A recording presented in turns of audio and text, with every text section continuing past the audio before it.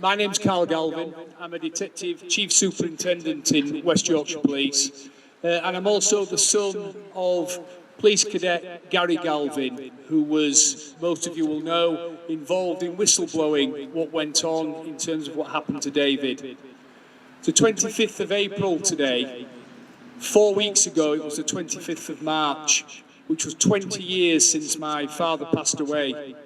And it was on that day, thinking of how I might want to remember him, that I decided that I'd take a walk with the dog and with my youngest girl down to the River Aire and the canal and down to Nostrop.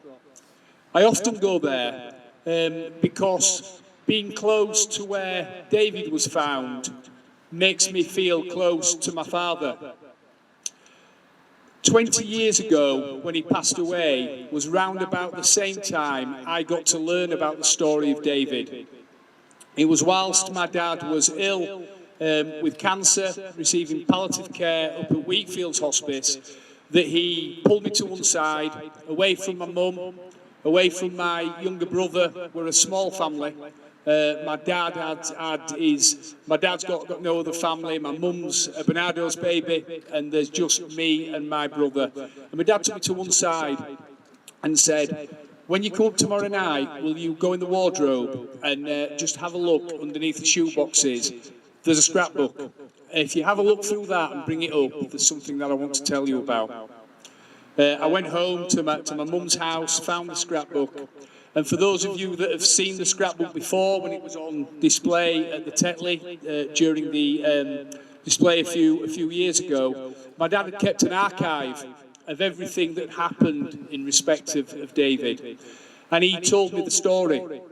He told me about what he'd done. He told me about David's life and what had happened to David.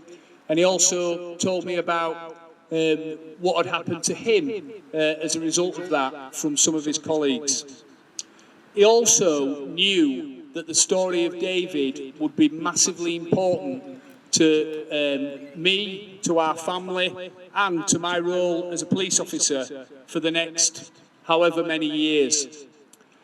Really interestingly, my dad always called David Oluwale David.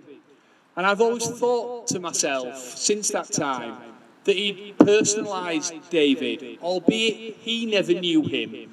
He actually felt that he did know him really, really well. And so, since that time, I've always been really proud to be associated with the work of Doma, with the story of David, and with the actions of my father. My role as part of this is an odd one, because of course I have the legacy of my father, which I'm immensely proud of, but also I'm a police officer in West Yorkshire Police. And as well as my father's actions and the subsequent investigation being so important in understanding the story, we should never have to tell the story, because David should never been put into the position he was put into. As a police officer, over the last 26 years, I've often had to deal with difficult situations. I've had to deal with difficult things that I've seen, difficult things that I've heard, and deliver difficult messages around a whole range of activity and things. But it's also an important part of being a police officer that we open our ears and that we listen to difficult messages about the service as well, and that we're able to understand when we have got things wrong and how we can move forward and improve. I can't explain why I feel this, but whenever I'm involved in anything to do with David, it's always massively positive.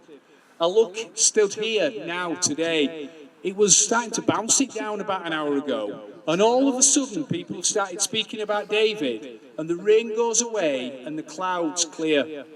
I look around and everyone's dressed colourfully, and we've heard some fantastic, passionate speeches about what David's story means to Leeds and about what this plaque means. And I was thinking of one word that summed up David's story to me. And it's really strange, but I can't get away from that word being the word positive. Whenever I think of David's story and think of the journey that Leeds has then come through, on the journey that West Yorkshire Police has come through. It's really positive, and we continue to try and take those positive steps forward to make sure that diversity is at the heart of everything we do in this city, and the inclusion of every single resident, every single visitor, and every single person who's associated to this city is something that's massively important. So I really enjoy my involvement. I am immensely proud of what my father did, and I'm also immensely proud of everybody that's involved in DOMA and involved in Leeds Civic Trust and what you've all done in making this reality. Congratulations to everybody. Thank you everybody for attending tonight, and I hope you thoroughly enjoy the unveiling in a few minutes' time.